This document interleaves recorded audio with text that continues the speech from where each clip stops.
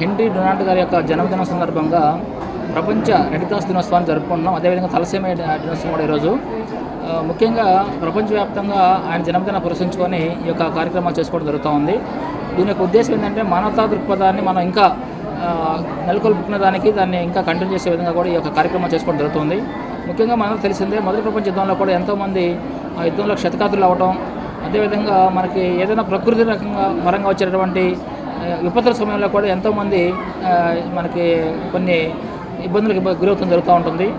దాన్ని అధిగమించడానికి ఆ రోజున ఒక ఆలోచన చేసి మంచి దృక్పథంతో మానవ దృక్పథంతో ఈ యొక్క రెడ్ క్రాస్ సొసైటీని ఏర్పాటు చేయడం జరిగింది. ఆ మహనీయుడు వారికి కావాల్సినటువంటి సహాయం ఏదైతే బ్లడ్ రూపంలో కానివ్వండి, ఇతర ఆర్థికంగా ఏదైనా సరే వారికి సహాయ సహకారం అందించడానికి ఒక సొసైటీని ఏర్పాటు చేయాలని చెప్పేసి భావించి హెన్రీ గారు ఆ రోజు మనకి ఒక రెడ్ క్రాస్ సొసైటీని స్థాపించడం జరిగింది.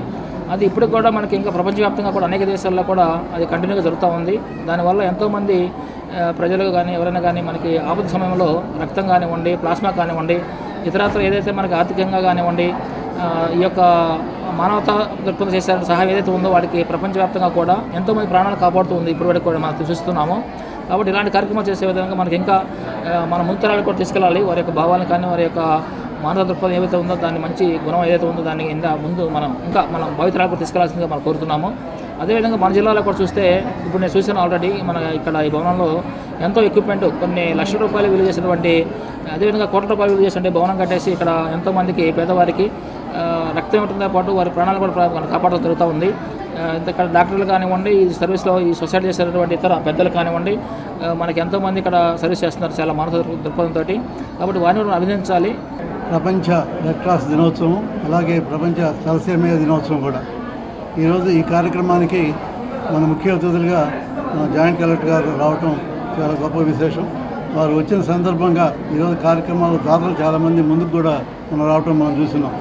నిన్ననే గవర్నర్ ద్వారా మన నెల్లూరు రెడ్ క్రాస్ దీనికి ఒక రాష్ట్రంలోనే మొట్టమొదటి మనకి ఇచ్చారు. మొట్టమొదటిగా మనకి ఫస్ట్ టైము ఈ మాదిరిగా మనకి లాస్ట్ ఈ ఇయర్ రెండు సార్లు కూడా మనకి ఫస్ట్ ప్లేస్ రావడం జరిగింది మన రెడ్ క్రాస్కి, తలసేమియాకి కూడా.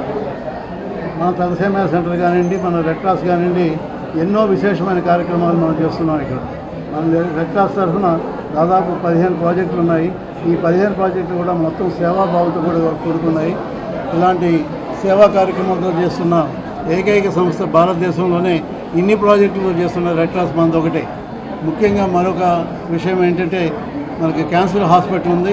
ఈ క్యాన్సర్ హాస్పిటల్ 191 కంట్రీస్లో 191 దేశాల్లో రెడ్ క్రాస్ నిర్వహిస్తున్న కార్యక్రమాల్లో క్యాన్సర్ హాస్పిటల్ అనేది మన నెల్లూరులో ఒకటే, ఇంకా ఎక్కడా లేదు, మన దేశంలో లేదు, ప్రపంచంలో ఎక్కడా కూడా ఈ క్యాన్సర్ హాస్పిటల్ అనేది రెడ్ క్రాస్ తరఫున నిర్వహించబడలేదు.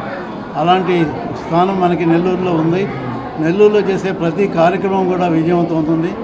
నెల్లూరు రెడ్ క్రాస్ని చూసుకొని మిగతా జిల్లాల్లో కూడా దీన్ని ఆదర్శంగా తీసుకొని వాళ్ళు చేయడం కూడా జరుగుతుంది. క్యాన్సర్ హాస్పిటల్ మరొకటి కాకినాడలో ఈ మధ్యనే మన రెడ్ క్రాస్ తరఫున ప్రారంభించారు. ఆ విధంగా మనం వేరే వాళ్ళకి రోల్ మోడల్గా తయారయ్యేదానికి నిత్యం మనం చేసే కార్యక్రమాలన్నీ కూడా మన స్టేట్ ఆఫీస్కి పంపించడం జరుగుతుంది.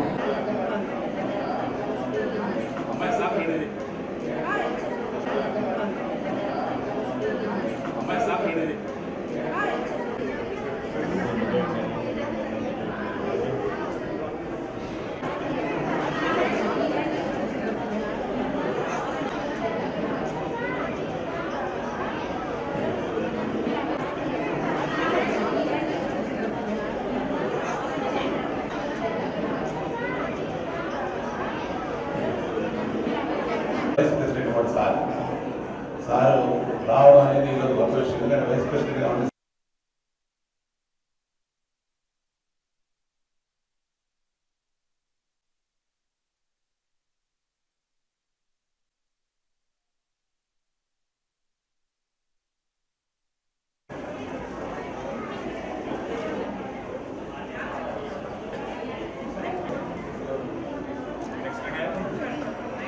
డాక్టర్ చక్రవర్తి గారు ఈ యొక్క తలసీమాకి 5 లక్షల రూపాయలు జరిగింది.